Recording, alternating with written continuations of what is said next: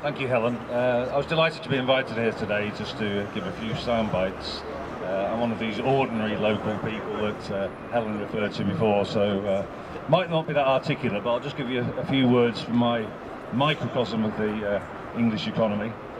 On the buses actually meant something completely different to me in my generation. In fact, it was a sitcom.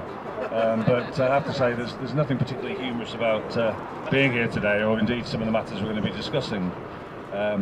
As Helen alluded to, I do run 3 businesses in Stockport.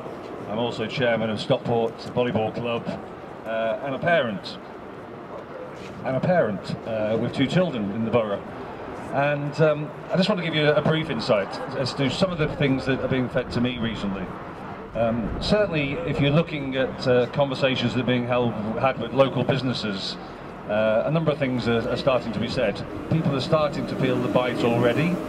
By feeling the bite already, I know a lot of companies involved in construction, a lot of companies involved with engineering, and they're having knock-on effects of Brexit, particularly if they're foreign-owned subsidiaries based in the UK. They're now finding themselves less competitive because of some of the price increases they're having to face.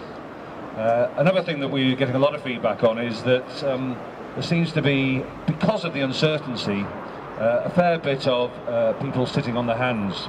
There's been lots of prospects, lots of promises of work, lots of contracts in the pipeline. But what I'm constantly being told time and time again is that increasingly people are saying, we don't quite want to press the green button and authorise this work now. We'd rather just sit tight for a little bit longer to find out what's happening. And again, that's of course for concern for commerce and for the business community in Stockport and further afield. In my leisure time as chairman of Stockport Volleyball Club, I also did a roll count and a check with some of the people, many of which are European people based in the UK, and there was a resounding comment on 2 fronts from those people. One was the fact that they were worried about how we might be more isolated in the worldwide marketplace, and I think that's inherent in a lot of the messages we're going to get across here today. The other thing is that they also said they felt sorry for us. And me, as a very proud Brit, has to take stock of when people say they feel sorry for me and think, what do they mean? But basically what they were saying when I got to the bottom of it was they felt that a lot of us British people had been misled by things that had been said, and they felt sorry for us that perhaps some of these misleading facts had led to the ultimate outcome, which is on the road to debate.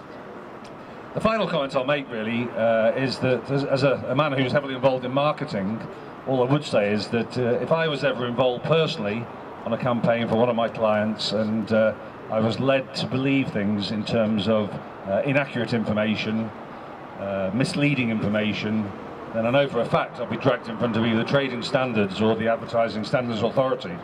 So I think this whole debating process of having this bus on the road, and Helen and the team who've organised it today, as far as I can comment, I just want to applaud them for what they're doing. Thank you.